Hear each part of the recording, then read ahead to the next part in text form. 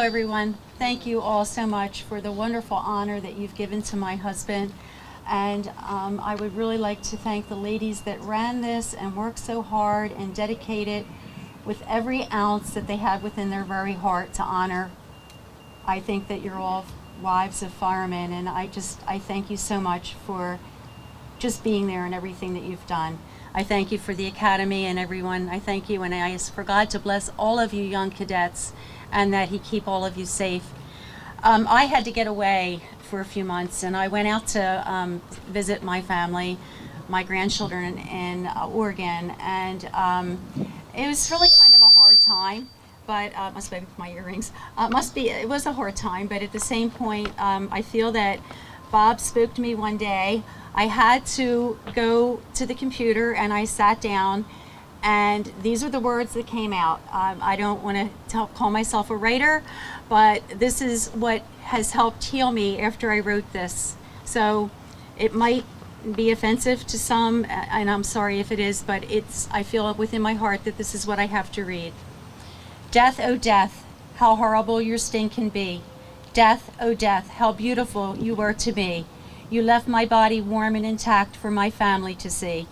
I live on in the lives of others, sight given to one, and bones and skin to others. I loved what I did, and the fire brotherhood, it was for me. A family, that's right, there were two. I am a son, a husband, a father, and a brother. I have an extended family as large as the world can see. My firemen brothers, oh so dear to me. Oh bless, how lucky I have been. I was never alone in life, you see, because when I was not with one family, I always had the other. My death so tragic for all to see. I followed the orders of the officer in charge protecting property of this city, not for me. The people in the city, they trusted me. My men, only 4, all with me. The questions and answers of this building were not new to me. My job as a leader was to obey and stand. Our job was to keep fire at bay. We stood our ground where we were told to be, none of us searching to become heroes that day. The smell of smoke, dank and thick, enveloped the city block, making most feel sick. The darkness of night and the beginning of the day, the confusion was easy to lead any astray. This building a monster, so tall and so mean. The fire struck so quickly and spread in a matter of minutes. The winds were ready that night in the city, as if they knew this tragedy was at hand. The wind and the fire, they danced hand in hand. A holiday, some thought, at the sights and the sounds, the explosions and the bricks all hitting the ground. The men who were ready to do their jobs drove quickly to see the furious fire. It was not normal, some would say, because it took up an entire city block, fully ablaze. The men, engines, and ladders looked like specks that would never matter. The fire was explosive and fully in control. Was it set as an example to let the city know a fine for the city would not be paid because soon it would be gone with only rubble remaining the next day? Life so precious, to dance, to sing, and to pray. This was something we would soon remember that day. Collapse, collapse, the roof fell in from the weight of the thousands of bricks caved in. The men in the unmarked zone could hear the roar of all the bricks hitting the floor. They ran and they fled in the dust filled air to escape for their lives, scattering everywhere. The angry building was making its last claim. The city would remain with 2 less men. You see, they were trapped under thousands of bricks. Their lives, like a candle lit, and now were quickly snuffed out at the wick. It happened so quickly in a blink of an eye. My husband and Danny now lay side by side.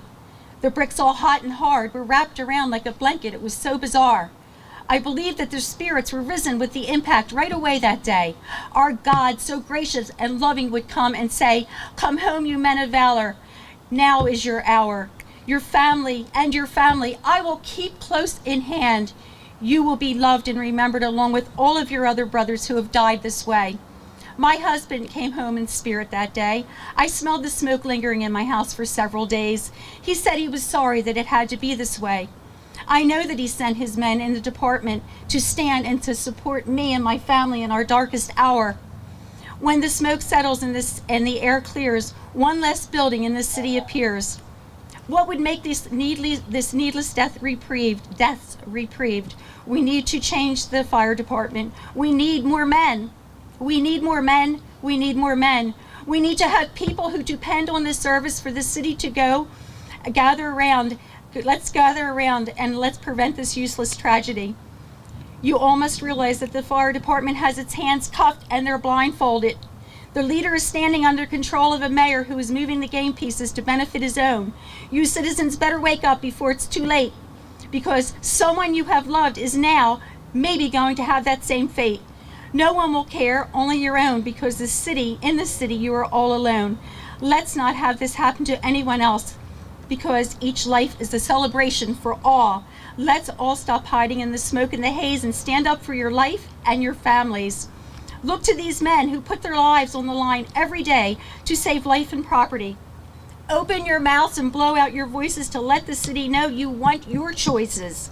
Supply these men with the tools they need, because if you don't, the brownouts will be, and some will lose their families. That is deeply from my heart. I feel inspired from my husband. A salute, as my husband would always cut me up that I never did it proper, but I salute every one of you men that have put your lives and going to put your lives on the line. May God bless you, may God keep you safe, and may you always follow your gut. Don't do what you don't think you should do. Follow your gut. May God bless you all, and I thank you for the time.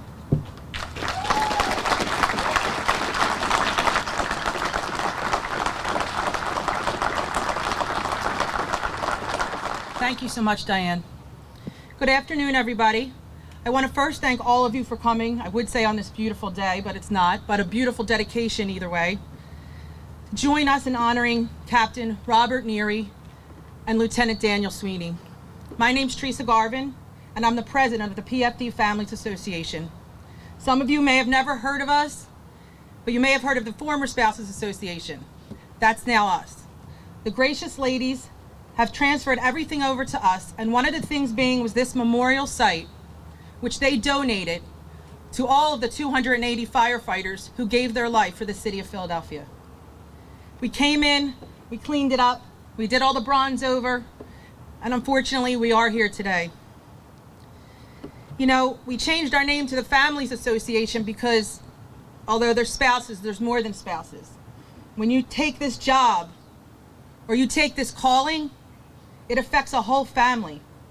It affects parents, siblings, children, husbands, wives, life partners, or anyone who ever loved that hero who took that chance, who wanted to be a Philadelphia firefighter or paramedic. We as family members would never choose what you guys do in a million years. We would never choose to see you running in buildings. We try to forget it when we're home. We try to put it out of our minds. Kids won't watch Ladder 49, won't watch this movie, won't watch that movie because daddy's at work or mommy's at work or something. We didn't choose for them to be running on medical runs all day long, all night long, for every medical need needed in the city, whether it was needed or not. And we didn't choose to them constantly be exposed to the dangers that are exposed to every day when they go and they leave us and we kiss them goodbye. Though as their loved ones, we accept it because we're honored by it and we're proud of it. We love them and we love all of you. We love all of you because you are my husband's brothers and sisters and everybody's brothers and sisters who took an oath to protect this city. To us, you are family.